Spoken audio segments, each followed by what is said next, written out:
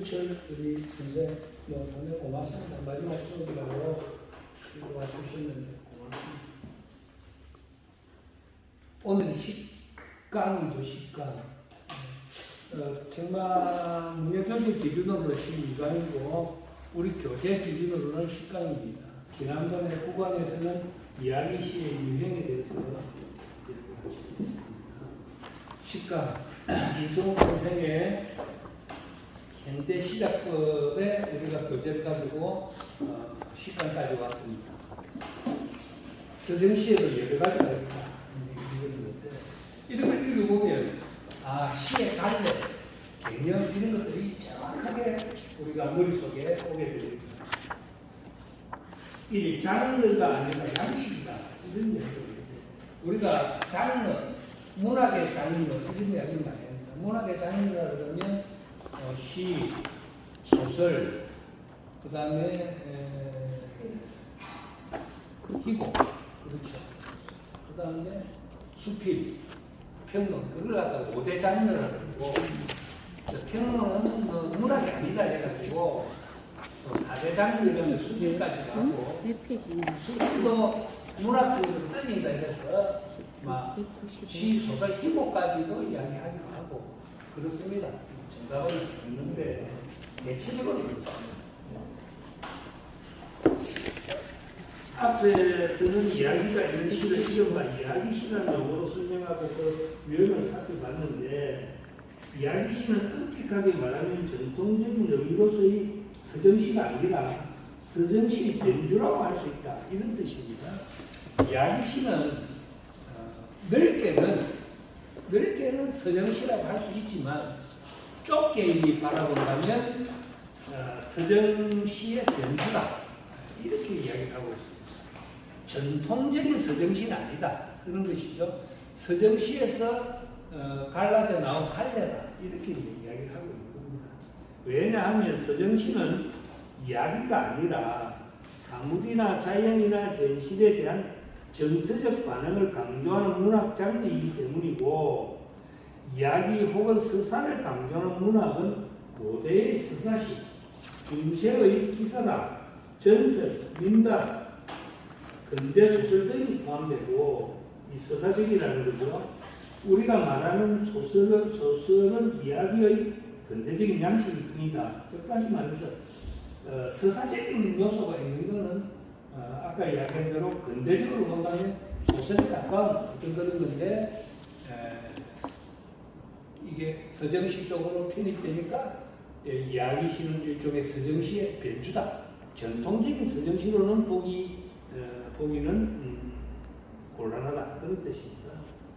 어디 그뿐인가, 문학에는 이렇게 정서를 강조하는 시, 이야기를 강조하는 소설 외에 극적 상황을 중심으로 인물들의 갈등을 보여주는 희곡이 있고, 고대에는 문학에 이런 세 가지 유형을 서정시, 서사시, 극시라고 부르고, 근대에 오면 시, 소설, 희곡이라고 이렇게 부릅니다. 물론 이론가에 따라서는 여러 가지, 세 가지가 아니라 시와 산문 두 가지로 나누는 경우도 있고, 시, 소설, 희곡, 수필 등 네 가지로 나누는 경우도 있고, 또 여러 가지로 나눌 수가 있습니다. 다음 페이지 보겠습니다. 196페이지 앞에 그런 점에서 문학의 유형은 절대적인 것이 아니고 문학을 이해하기 위해 내세우는 형식적 특성을 이해할 뿐입니다. 흔히 이런 문학의 유형을 장르라고 부르고, 결국 장르는 일정한 기준에 따라서 이론가가 문학 작품을 분류한 것에 지나지 않는다. 이론가가 이게 절대적으로 두부모처럼 그렇게 정한 게 아니고, 이론가가 문학의 작품들을 이렇게 나누는데 지나지 않습니다. 최초로 문학을 서정시, 서사시, 극시로 나눈 소크라테스의 기준은 말하기 곧 말하는 양식이었다고 합니다. 그에 의하면 인간이 말하는 양식은 크게 독백과 대하이고, 따라서 문학 작품들 역시 독백으로 된 것은 서정시. 서정시 결국은 독백처럼, 서정시 기본은 독백처럼. 독백은 누가 하는 겁니까? 자기가 가자, 자신이 하는 거예요. 시인 자신이 독백체로 말하는 게 서정시라는 거예요. 뭐 우리가 익히 잘 알고 있죠, 그죠? 뭐 김소월이 죽어도 아닌 눈물 흘리우리다. 그거는 누구를 그 사람한테 하는 얘기가 아니고 자기 스스로는 독백입니다. 한영웅 선생님은 마찬가지죠. 아, 님은 같습니다. 그 여자 등 뒤에다 대고 하는 소리가 아니에요.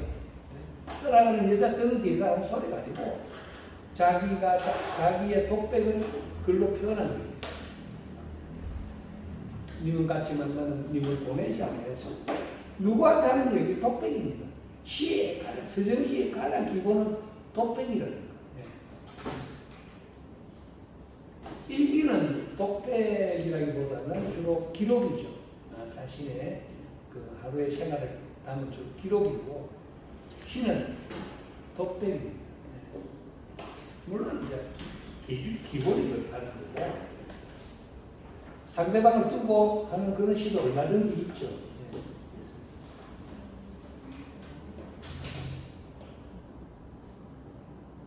따라서 문학작가들 여시 독백으로 된 것, 독백과 대화로 된 것, 서사시, 그리고 대화로만 된 것, 극시, 그렇게 나누어진다.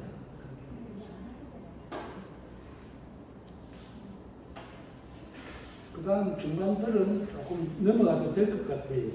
199페이지 보겠습니다. 이번 서정시라고 되어 있는데, 이렇게 이야기하는 게 이유가 있습니다. 이성훈 선생은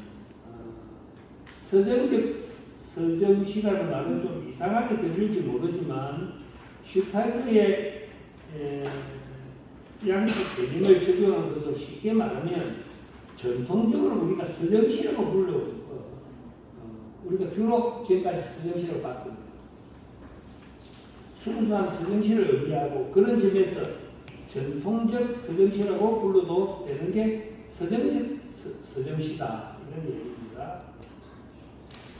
이런 시는 앞에서 말한 서정적 양식으로 충만한 시로서 먼저 주체와 객체가 정서를 매개로 하나가 되는 혼용되는 녹아버리는 액화하는 도문시 되는 것으로 다음과 같은 시를 보게 될 수 있다. 이 말이 좀 이성훈 선생님이 말이 좀 상당히 어렵겠습니다. 문장을 주체와 객체, 적당히만 주체와 객체는 화자와 대상 이렇게 볼 수도 있는 겁니다. 주체는 시인, 즉 화자. 물론 다를 수도 있지만 대체적으로. 그 다음에 객체는 대상. 진달래 꽂으면 진달래 꽂, 님이 뭐니 뭐 이렇게 대상을 주체와 객체로 이렇게 볼 수 있는 것이죠. 그런데 중요한 것은 전통적 서정시, 즉 다시 말해서 서정적 서정시라는 것은 주체와 객체가 정서적으로 혼용되어 녹아서 이렇게 같이 합일이 되는 그런 게 중요하다. 그런 모습들이 액화하는 도문시 되는 것으로 다음과 같은 시를 예로 이렇게 인용을 했습니다. 마태주 선생의 산이라는 시네요.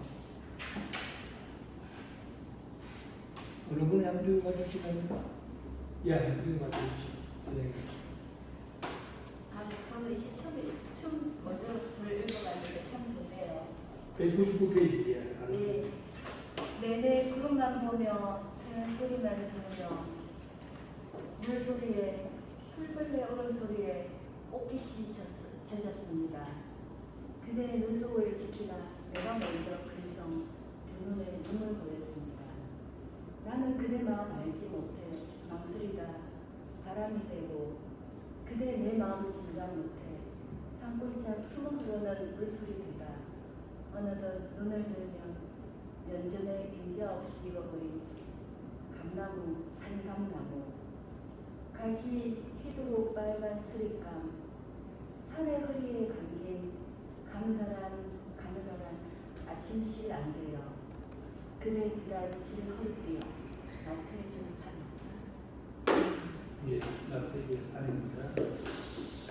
보시면 잘 알겠습니다만은 제목이 산인데 산이 그대로 이렇게 3인칭으로 나타내고 있습니다. 그런데 결국은 그대와 나가 이렇게 정서적으로 합의도 되고 교감이 되고 그런 모습이 액화되고 동일시되는 모습들을 보여주고 있는 것이죠. 이 시를 잘 보세요. 지금 이성우 선생은 밑에 시 바로 밑에 일본에서는 자화산, 꽃, 주체와 객체가 하나로 용해된다 이렇게 돼 있죠. 주체는 꽃, 화자, 나입니다. 이 시에서는. 하고 객체는 산, 그리고 그대, 이게 객체가 되겠죠. 그렇죠? 네, 그렇게 하나가 되어가는 그런 모습을 보여주고 있습니다. 그 201페이지의 두 번째 단락 중간쯤에 보면 나는 산, 바람이 되고 그대 역시 산, 물소리가 되기 때문입니다. 그런 점에서 이 시는 나와 산이 대립과 나와 그대의 대립이 산을 매개로 소멸하는 양상을 띈다. 이렇게 설명하고 있습니다. 근데 이 시를 다시 한번 보세요. 시를 읽을 때에 이런 시들은 상당히 김이등의 시는 그런 게 없지만 박태주 선생의 시는 상당히 운율적으로 나름 상당히 읽기 좋게 부드럽게 읽히게 이렇게 구성을 해놓았습니다. 첫 번째 보면 내내 구름만 보면 이게 음보를 따지면 3음보 정도로 보입니다. 내내 구름만 보면 음보로 따지면 내내가 한 음보고 구름만이 한 음보고 보면이 한 음보고 음보라는 것은 우리가 한번 읽어서 갈 수 있는 한번 낭송해서 갈 수 있는 그런 길이를 이야기합니다. 그 수업시의 시작은 짧은 음보, 3음보, 2음보 이렇게 시작을 했습니다.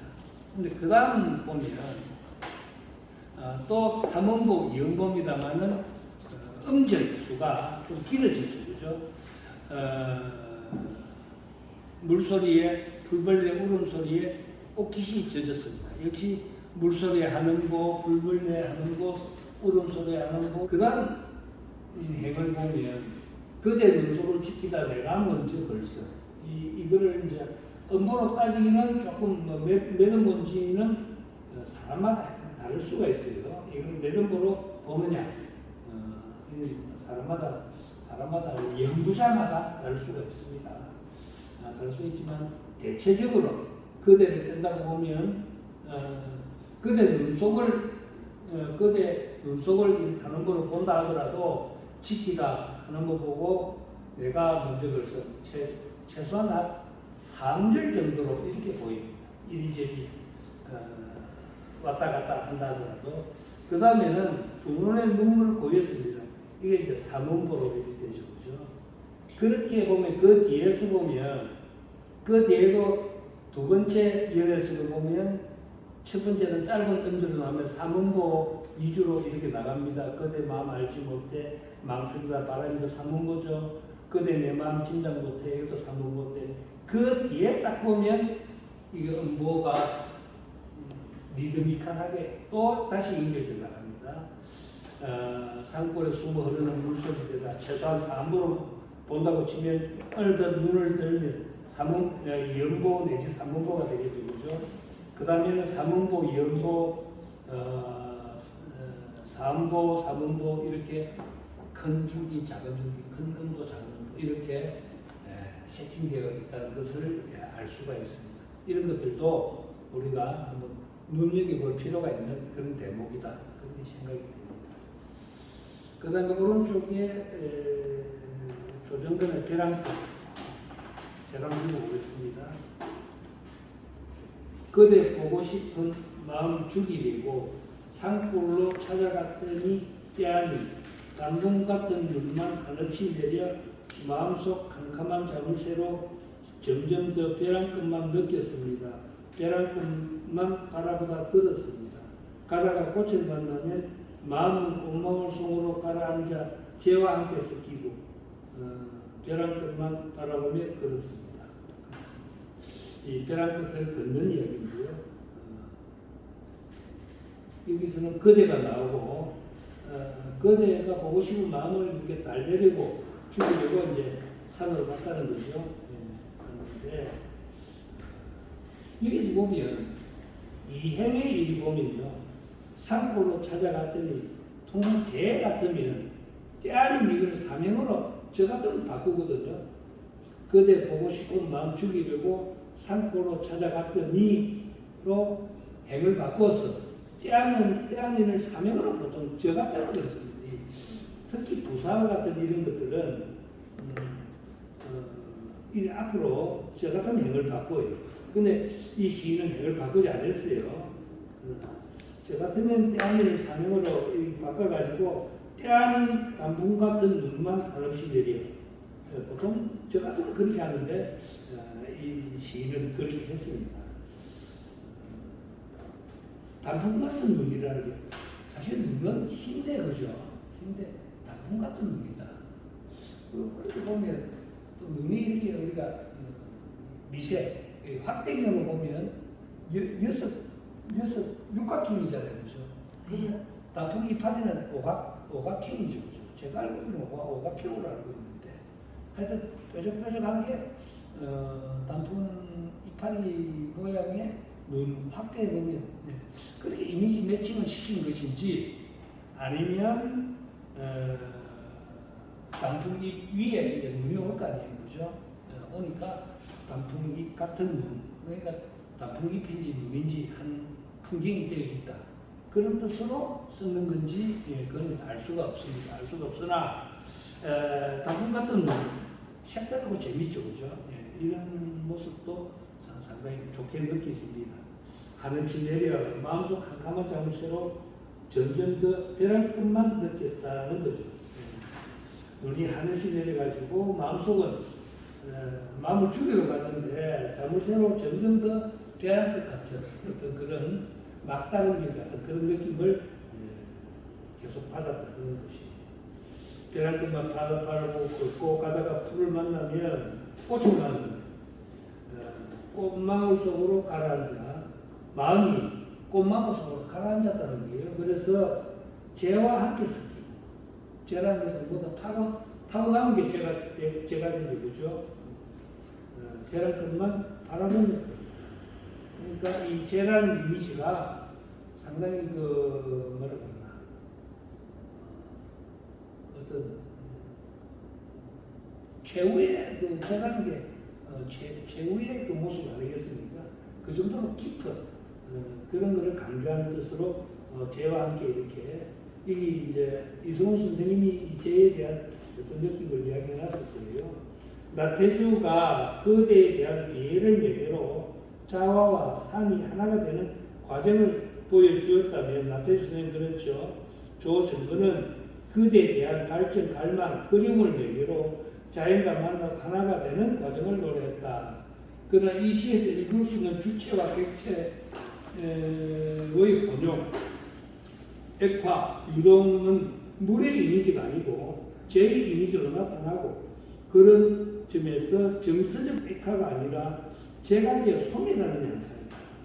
정서적 액화가 아니라 죄가 되어서 그 그리움과 그런 이런 걸 갖다가 정마 선생님이 쓰는 그 단어가 있죠.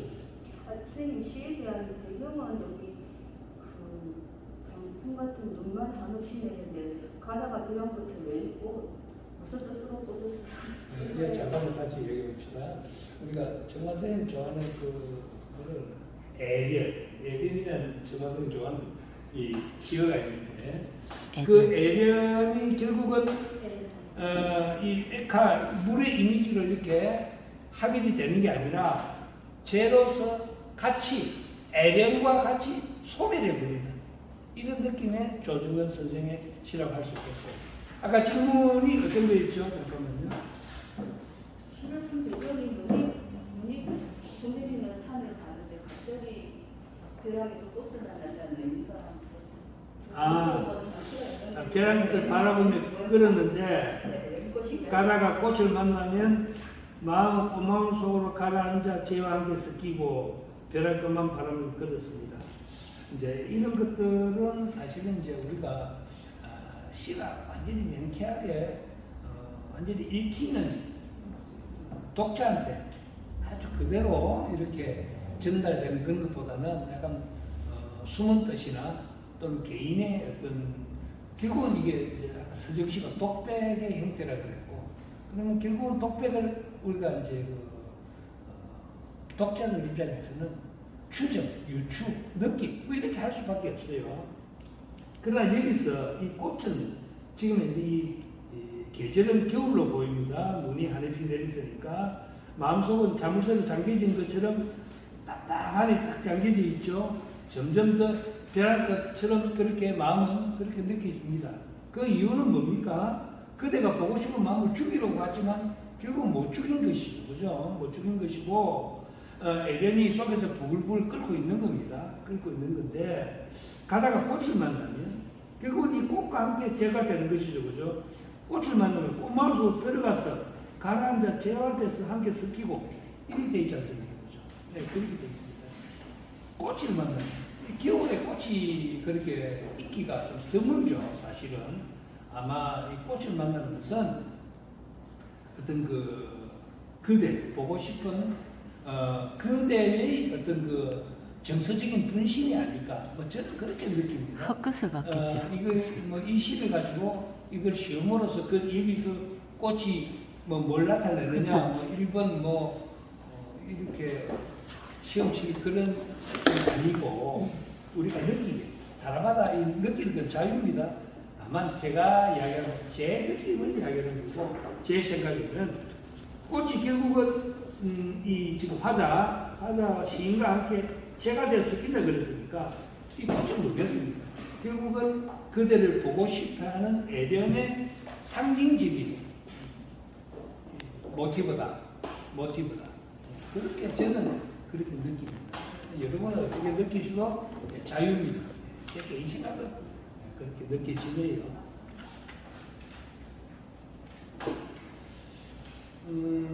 202페이지 아래쪽에 보면 서정적 양식이 이렇게 시에만 나타나는 게 아니라 재밌습니다. 이성호 선생님이 이런 서정적 양식이라는 것은 이렇게 시에만 나타나는 게 아니라 그러니까 시의 전유물이 아니라 소설하고 소설의 희곡에도 다 나타난다. 이런 양식은 예컨대 이어석의 죄송합니다.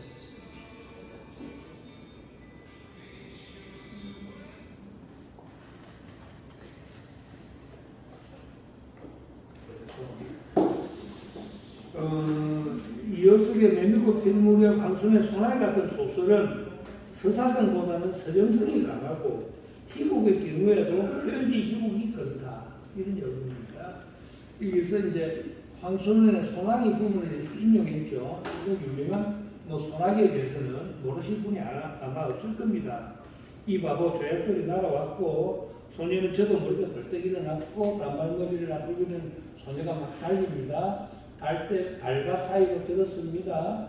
뒤에는 청량한 갈 해설 안에 끝나는 갈대뿐. 거의 서정시라 해도 상관이 없습니다.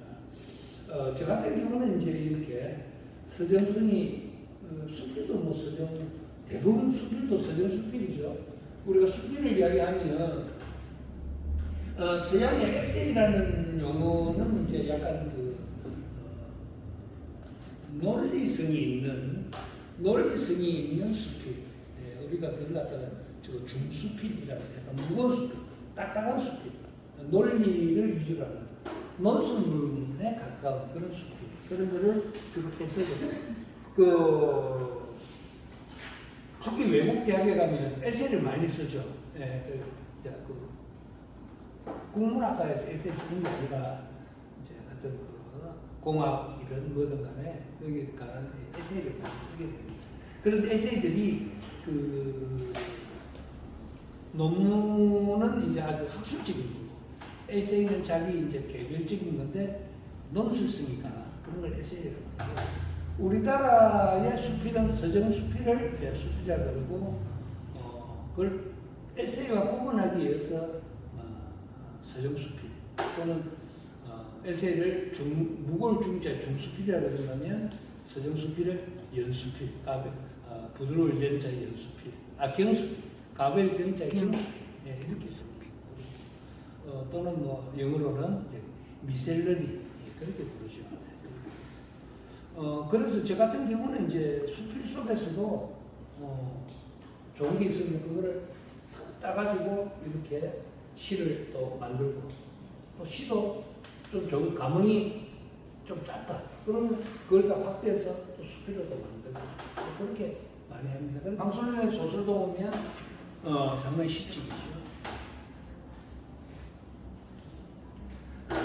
그 설명 부분을 읽겠습니다. 여기서 소녀와 갈 곳은 하나가 되고 소년이 소녀가 던진 조약돌을 집어 주머니에 넣는 장면에서 소녀와 조약돌의 운융, 합이 동일하가 나타나고 소녀와 소년의 운융, 합이 나타난다.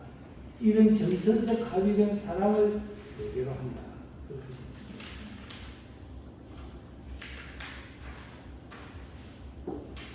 그 다음은 서사적 서정시. 아까 좀 전에 하면 이제 우리가 전통 서정시를 했죠. 서정적 서정시였고, 지금은 서사적 서정시에 대해서 이제 하고 있습니다. 아까 우리가 이 앞 차트에서 이야기시를 한 적이 있죠. 그거하고 유사한 면이 있습니다. 서사적 서정시는 앞에서 말한 이른바 이야기시와 유사하고 정의하기에 따라서 다소 다르다고 또 할 수도 있습니다.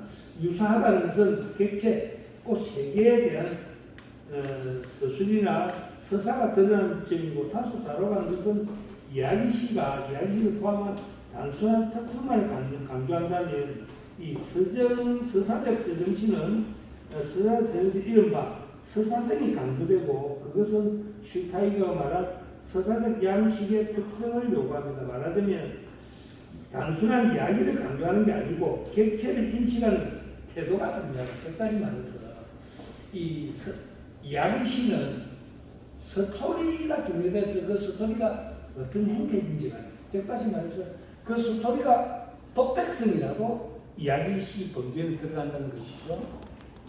우리가 아까 그 서정시는 주로 독백체라고 기본이 독백체라고 말씀드렸고, 이야기시라는 것은 기본이 이제 그 서사적 서정시에 가까운 면도 있지만 아까 독백체, 서사적 서정시는 주체와 객체가 따로 노는 거예요. 따로 객관화되어 있는 거고, 이야기시도 물론 그렇지만 다른 이야기시도 있을 수 있는 것이 적당히 말하면 독백체 이야기시도 있을 수 있는 것입니다.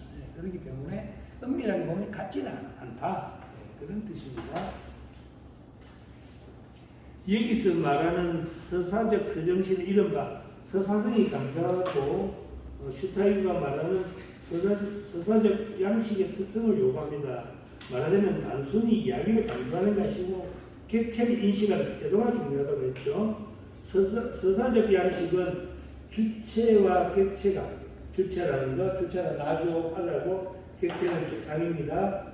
소외의 관계, 대립의 소외, 따로 논다는 것이죠. 별도로 유배따라는 것처럼 소외되는 그런 관계나 또는 상호 대립되는 그런 관계에 있다는 것이죠. 그래서 주체와 객체 사이에는 주체가 객체를 비판할 수 있는 거리가 유지되고 시간적으로는 현재를 제한한다.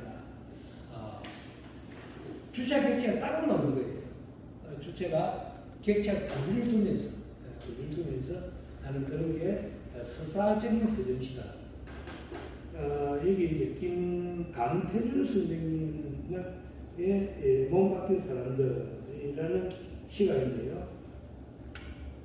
이런 시가 서사적인 서정시다. 그렇게 이야기하고 있는 것이죠. 제가 읽어보겠습니다. 산자락에 매달린 바라크 매체는 트럭에 실려가고 어디서 불볕에 다른 매미들 울음소리가 간간히 흘러왔다. 누구한테 흘러왔습니까? 주체한테 흘러온 거죠. 주체가 매미 울음소리를 간간히 듣는 것입니다. 화자죠. 화자가 듣는 것이죠. 다시 몸 한 채로 된 집이 다시 몸 한 채로 집이 된 사람들은 다시 몸 한 채로 집이 된 사람들이 집이 됐다는 것입니다. 거기 꿈을 닮아 꿈을 이어 담아 담을 치던 지폐의 못을 줍고 있었다. 지금 이 형태는 시제는 과거 시제로 되어 있죠. 그죠? 있었다. 과거 시제입니다. 과거 시제고 다시 몸 한 채로 집이 된 사람들, 몸 한 채로 이제 사람을 집 한 채, 두 채 하는 채로 이렇게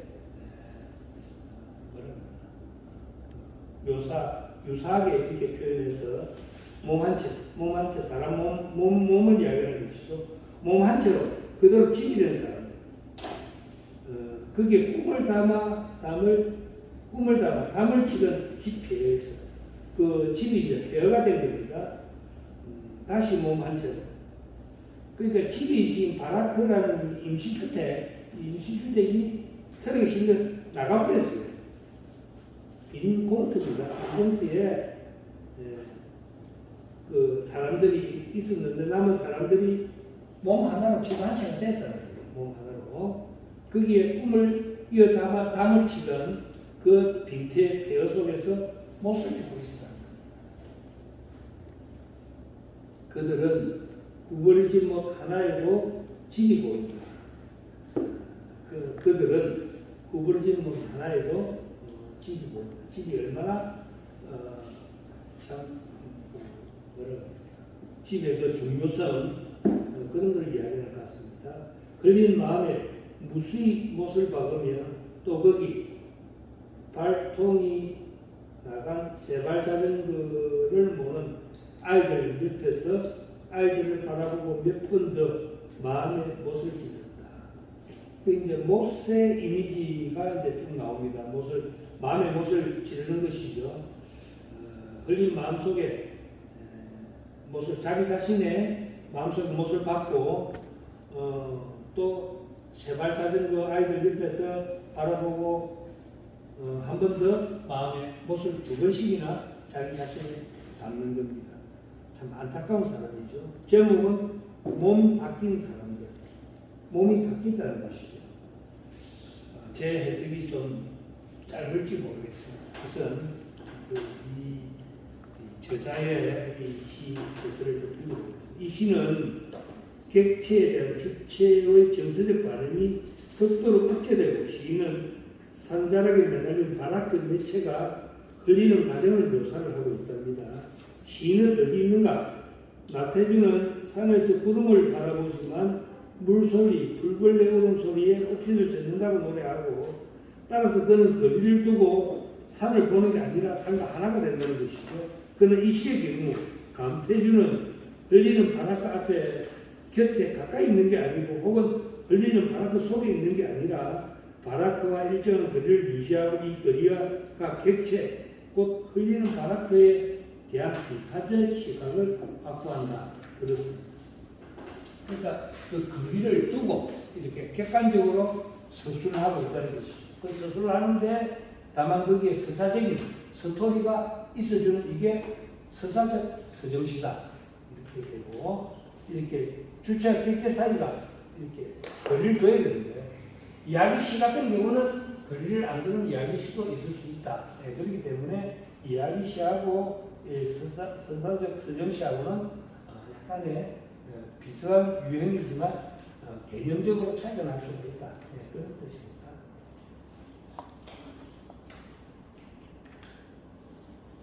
그 다음에 그 김강주 선생의 묘기님. 김강주 선생의 시가 많이 있었죠. 김강주 선생의 시가 많이 있습니다. 오회장의 김강주 시는 많이 읽으셨어요. 한번 좀 제가 눈이 침침합니다. 한번 좀 안 읽어주시겠습니까? 시를. 예. 한 줄의 시는커녕 단 한 권 소설도 읽은 바 없이 그는 한평생을 행복하게 살며 많은 돈을 벌었고 높은 자리에 올라 이처럼 훌륭한 비서를 잡겠다. 그리고 어느 유능한 분이 그를 지키는 묘비는 여기에 있었다. 비록 이 세상이 잿더미가 된다 해도 부르뜨고 꿋꿋이 견디며 이 묘비는 살아남아 귀중한 사료가 될 것이며 역사는 도대체 무엇을 기록하며 시인은 어디에 무엇을 남길 것인가. 이 시는 앞에 시와 달리 그렇게 큰 어려움이 없어 보입니다. 그죠? 있는데 시가 쉽게 이렇게 마음속에 다가오는 그런 시가 되겠습니다. 이 시에서 시인이 노래하는 것은 묘비명입니다. 시인이 주체에 해당하고 묘비명은 객체에 해당합니다. 묘비명 혹은 무덤을 노래하는 전통적인 서정시라면 이런 태도가 아니라 예컨대 박두진의 묘지송처럼 주체와 객체가 정서를 매개로 하나가 되는 그런 식으로 노래할 것이라고 이렇게 이성훈 선생은 이야기하고 있습니다. 박두진의 시 한 구절은 살아서 살던 죽었음에 이내 안쓰럽고 언제 무덤 속 환히 비춰줄 그를 태양만이 그리우니 라고 노래했는데 이 시는 시인과 죽은 이의 심정이 하나 동조돼서 하나가 되었음을 이야기하고 앞에 김광규 시인의 묘비명은 객관적으로 객체적으로 거리를 두고 이렇게 서술되어 있다 그런 얘기를 하고 있습니다. 그 다음에 오른쪽은 이 극적 서정시가 되어 있는데 극적 서정시는 여러분들이 한번 읽어보면 좋겠습니다. 오른쪽에 그 209페이지 이성복 선생의 시가 나오네요.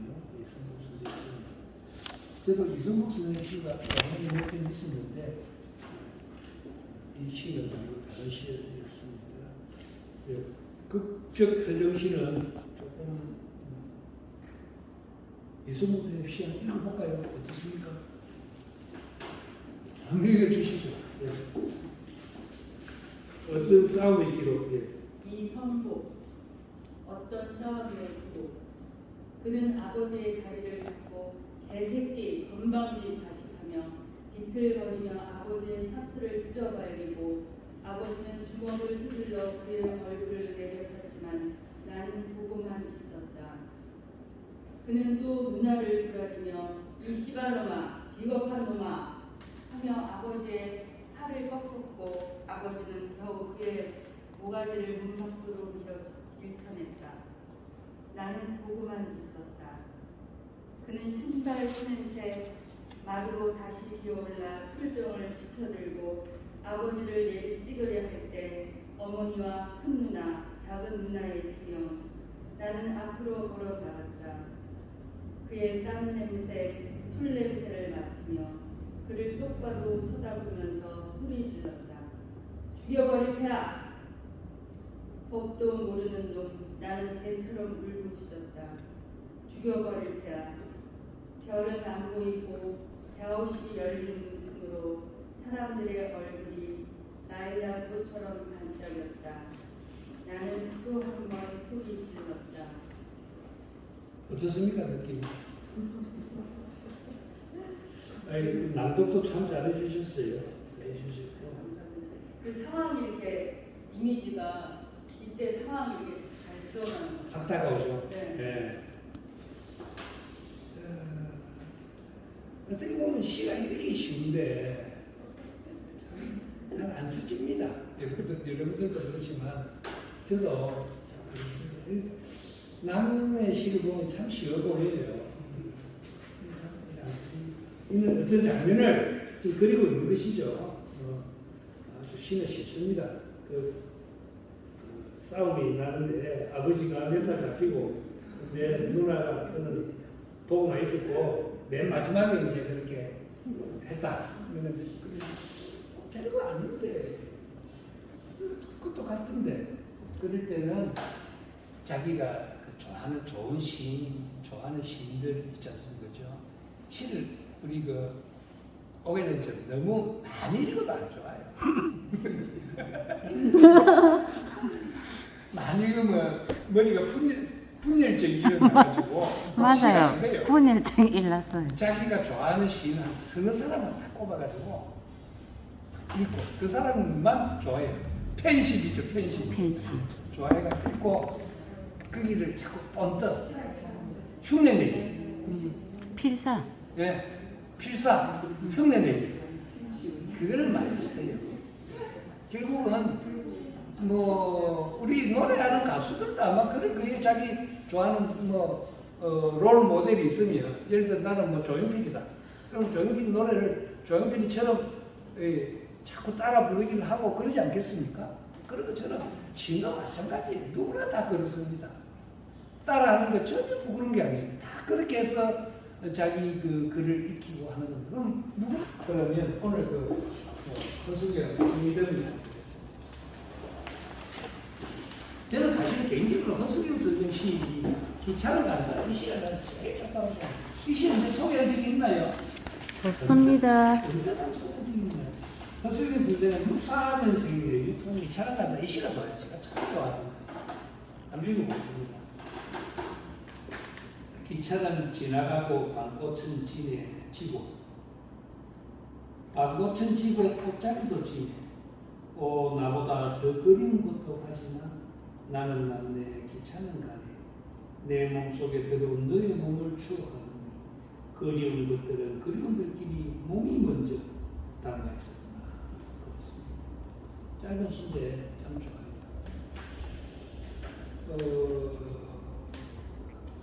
약간 사랑, 그리움 이런 게 있죠. 이 밤꽃은 잘 알지만 이 상당히 이 페로몬 향이 진한 이 밤꽃이 원래 바람나는 밤꽃, 페로몬적인 남성들은 밤꽃에 반응하지 않지만 쭉 이렇게 문학 작품들을 보면 여성들은 밤꽃에 이렇게 또 사람마다 여성들마다 또 다르겠지만 상당히 그런 게 있다는 거예요. 이제 이 허수경도 이 밤꽃을 굳이 등장시킨 것도 약간 육체적인 거 그런 거를 의미를 가지고 이 밤꽃을 등장시키는 것 같아요. 밤꽃은 지고 꽃자리도 지네. 나보다 더 그리운 것도 가지만 나는 없고 기차는 가네. 이 기차도 약간 에로틱의 상징으로 썼을지도 모르겠어요. 내 몸속에 들어온 너의 몸을 추억하고 이제 그 몸을 추억한다는 거죠. 그리운 것들은 그리움들끼리 몸이 먼저 닮았습니다. 마지막 행위 참 멋지지 않아요? 멋지더라고요. 그리운 것들은 그리움들끼리 몸이 먼저 다른 게 필요 없다는 거죠. 벌써 그 몸이 먼저 닮아 있습니다. 결국은 몸이나 정신이나 같이 육체와 정신은 같이 동일시 될 수 있는 것이 이 시였어요. 입술이라는 시가 있대요. 나 이 시는 처음 보는 시인데 인터넷에서 찾아와서 이렇게 좀 에로틱한 시를 여성도 읽어주면 좋을 것 같은데 특히 허수경은 여성 시인이라가지고 한번 읽어봐 주십시오.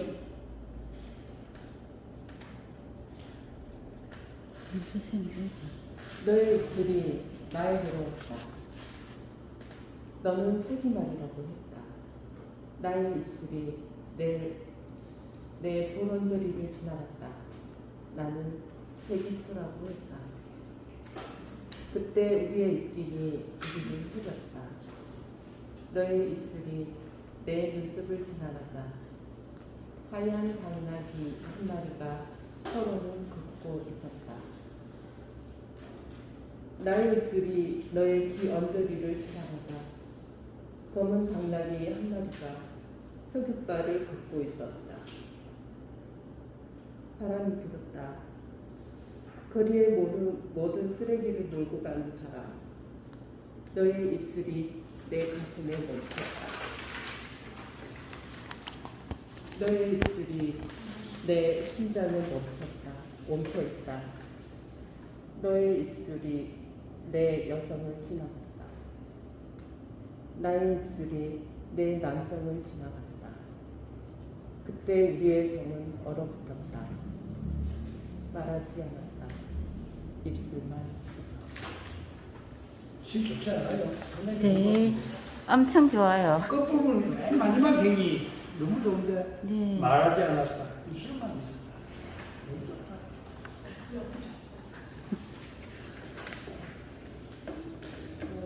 이 시는 그렇게 설명을 안 해도 뭐 충분히 세기말 세기초 이 어떤 상징도 약간 있는 것 같은데 그런 것 같이 하얀 당나귀 검은 당나귀 사람을 이해하는 여자와 남자의 시선이 좀 완전히 다른 것 같아요. 이 시를 보면. 네. 그래요?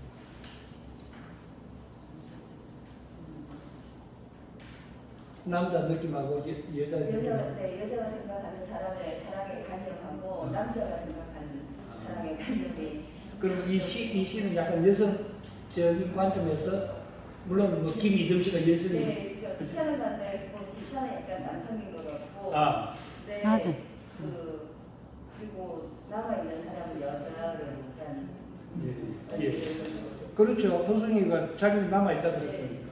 입술이 왔다 이런 말도 색이 말이라고 한 사람 얘기하는 한 사람 색이 초라하고 검은 당나귀, 하얀 당나귀 이렇게 같은 상황인데도 비율을 다르게 하면서 좀 사랑에 대한 관념을 좀 남자이랑 다르게 남자를 그냥 스쳐가는 여자라면 여자는 또 그 남자가 세상의 다인데 좀 그런 약간 느낌이 들어요. 좋은 생각이십니다. 네. 훌륭한 생각입니다.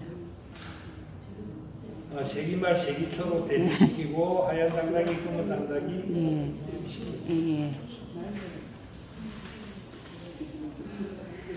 수정 선생은 상당히 좀 여성적인 느낌이 많이 나요.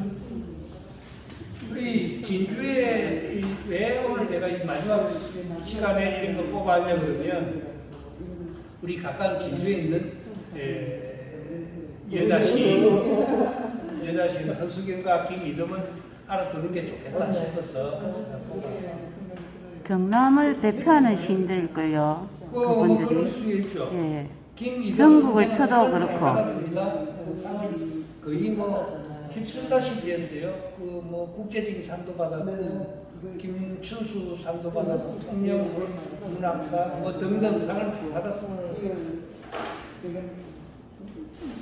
김이듬 선생은 69년생. 그러면 허수경 선생보다 5살 아래네요. 경남 진주 출생이고 그렇습니다. 그 인터넷에 있는 글을 제가 좀 뽑아왔습니다. 시인의 백시적 태도라고 이야기를 하고 있네요. 맞아. 2001년 지금은 없어진 포에지라는 신문 시 전문기의 시민상을 받으면 등단한 김이듬이고 시인은 우리 시단의 선명한 이색이고 시적 화자로서 그녀를 통해 발화된 여성의 목소리가 아직도 관측된 적이 없는 것처럼 보이기 때문이다. 그렇게 이야기하고 있습니다. 그녀의 목소리는 여제사장으로 만신을 오만전신 만신이죠. 만신을 대리하는 듯한 허수경이나 김순우와도 다르고 지적 균열을 내며 여성의 실존적 의미를 궁구하는 김혜순이나 어려운 말씀이네요. 김혜순이나 진은영과도 다르다. 외관상 김이듬이 내는 목소리의 가장 명료한 개성은 특유의 천진함으로 보인다. 이런 게 있어요. 김이듬 씨가 얼굴도 안 빨개지고 그냥 천진함으로 아까 이야기한 그 시골 장례는 있죠. 그걸 보면 좀 뭐라 그럴까 그런 게 있어요. 솔직 백치가 백치적인 그런 느낌 좀 있어요. 그런 느낌. 이 지식이 참 좋네요. 이 말은 단순히 그의 목소리에 꾸미거나 가공한 흔적 같은 것이 없다는 뜻으로 한 말이 아니라 자신의 목소리가 발성될 때 대개의 입변을 흔들고 공명을 일으키는 사후적 반응에 김이름이 별다른 관심을 갖고 백치의 태도, 백치의 태도 나오네요. 백치의 태도 갖고 있다는 의미를 가리킨다. 그것은 자연스럽게 그녀가 갖고 있는 시인의 존재론적 좌표에 연결되는 것처럼 보입니다. 존재론적. 아까 이거 먼저 온 사람은 뭐 같이 스타디 했습니다만 시골 장면을 보면은 이 결국은 그 자기가 시인으로서 존재론적인 그런 모습을 이야기하고 있거든요. 자기는 뭐라 그랬죠? 감정 창녀. 감정 창녀. 네. 그렇게 정서적인 존재론적인 그런 펜을 입에 빨면서 그렇게 하고 있는 그런 모습. 그런 느낌. 손 맞춰도 되겠습니까? 네.